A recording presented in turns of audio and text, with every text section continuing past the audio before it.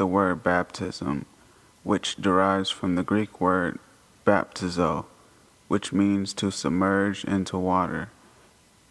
It should also be performed in a living body of water, that is a natural stream, river, or lake of water that is not man-made. Pool water would be considered dead water with all the chemicals, etc. So what does immersion represent? Romans 6:1-4. What then shall we say? Shall we continue in sin to let favor increase? Let it not be. How shall we who died to sin still live in it? Or do you not know that as many of us as were immersed into YAHUSHA were immersed into his death? We were therefore buried with him through immersion into death, that as Mashiach was raised from the dead by the esteem of the Father, so also we should walk in newness of life. Hebrews of old used baptism or immersion as an act of purification and bringing others into the truth. One of these examples can be found in the laws of the priesthood, where they would cleanse themselves in water before and after priestly services. Uyikra or Leviticus 16:14. He shall put on the holy linen coat, and shall have the linen undergarment on his body, and he shall tie the linen sash around his waist, and wear the linen turban. These are the holy garments. He shall bathe his body in water, and then put them on. Jumping down to verse 23-24. Then Aaron shall come into the tent of meeting, and shall take off the linen garment that he put on when he went into the holy place, and shall leave them there. And he shall bathe his body in water in a holy place, and put on his garment, and come out and offer his burnt offering and the burnt offering of the people, and make atonement for himself and for the people. However, there is another washing, and that is the word of YAHUAH. Ephesians 5:26. That he might sanctify and cleanse it with the washing of water by the word. This was referring to YAHUSHA and the assembly. So when some people hear the word of YAHUAH, they reflect on them, and in an effort to be pleasing to YAHUAH, make changes to better themselves, while others might hear and reject it. When someone has faith and belief in YAHUAH and YAHUSHA, the outward symbol of this was the immersion in their names. Yahu or Matthew 28:18-20. And YAHUSHA came and said to them, All authority in the heaven and on earth has been given to me. Go therefore and make disciples of all the nations, baptizing them in the name of the Father and of the Son and of the Holy Spirit, teaching them to observe all that I have commanded you. And behold, I am with you always to the end of the age. YAHUSHA himself has set the example for us, because he himself was immersed by Yohanan or John. I'd also like to point out that you make sure to be immersed in the true names, since there are many teaching and preaching false names like Shua or Way. Acts 4:12.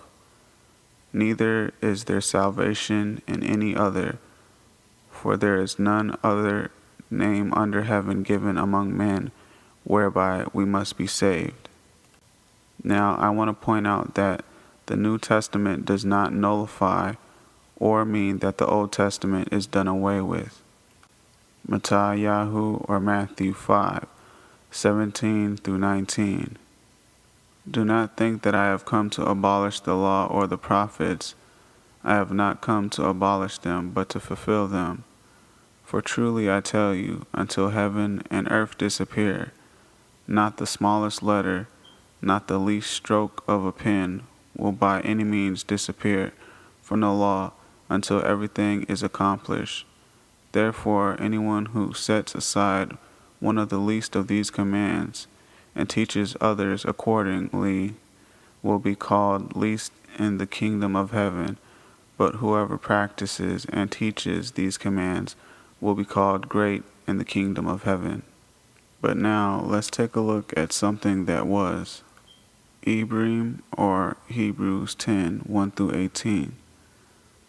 For the Torah, having a shadow of the good matters to come, and not the image itself of the matters, was never able to make perfect those who draw near with the same slaughter offering which they offer continually year by year.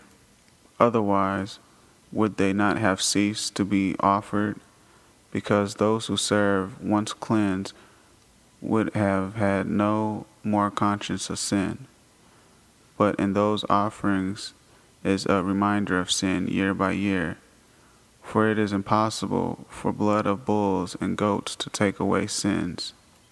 Therefore, coming into the world, he says, slaughtering and meal offerings you did not desire, but a body you have prepared for me. And burnt offerings and offerings for sin you did not delight. Then I said, see, I come, and the roll of the book it has been written concerning me, to do your desire, O Elohim. Saying above, slaughtering and meal offerings and burnt offerings and offerings for sin you did not desire nor delight in, which are offered according to the Torah. Then he said, see, I come to do your desire, O Elohim. He takes away the first to establish the second. By that desire we have been set apart through the body of the offering of YAHUSHA Mashiach once and for all. And indeed, every priest stands day by day doing service and repeatedly offering the same slaughtered offerings, which are never able to take away sins. But he, having offered one slaughtering offering for sins for all time, sat down at the right hand of Elohim, waiting from that time onward until his enemies are made a footstool for his feet. For by one offering he has perfected for all time those who are being set apart. And the set apart Spirit also witnesses to us, for after having said before, this is the covenant that I shall make with them after those days, says YAHUAH, giving my laws into their hearts, and in their minds I shall write them, and their sins and their lawlessness I shall remember no more. Now, where there is forgiveness of these, there is no longer a slaughter offering for sin. With all that being said, once you've been saved and come into the truth, this is not a do whatever you want and have no repercussions license. And as for the churches saying that the laws are done away with, let's see what it actually says. Ibrahim, or Hebrews 10:26 and 28. For if we sin purposely after we have received the knowledge of the truth, there no longer remains a slaughter offering for sins, but some fearsome anticipation of judgment and a fierce fire which is about to consume the opponents. Anyone who has disregarded the Torah of Moshe dies without compassion on the witness of 2 or 3 witnesses. Verse 28 is speaking of Moses' laws, consisting of the first 5 books in the Old Testament.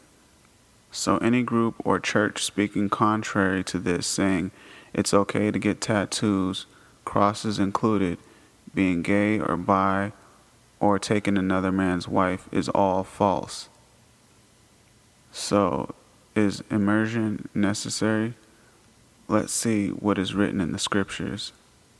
Yohanan, or John 3:3-7. YAHUSHA answered and said unto him, Verily, verily, I say unto thee, except a man be born again, he cannot see the kingdom of Elohim. Nicodemus saith unto him, How can a man be born when he is old? Can he enter the second time into his mother's womb and be born? YAHUSHA answered, Verily, verily, I say unto thee, except a man be born of water and of the Spirit, he cannot enter into the kingdom of Elohim. that which is born of flesh is flesh, and that which is born of spirit is spirit. So what if someone isn't immersed?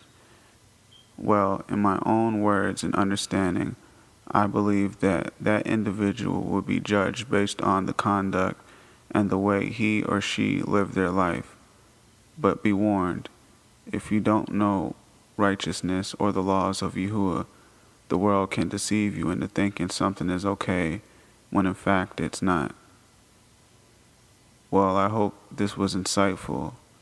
And to you and yours, Shabbat Shalom.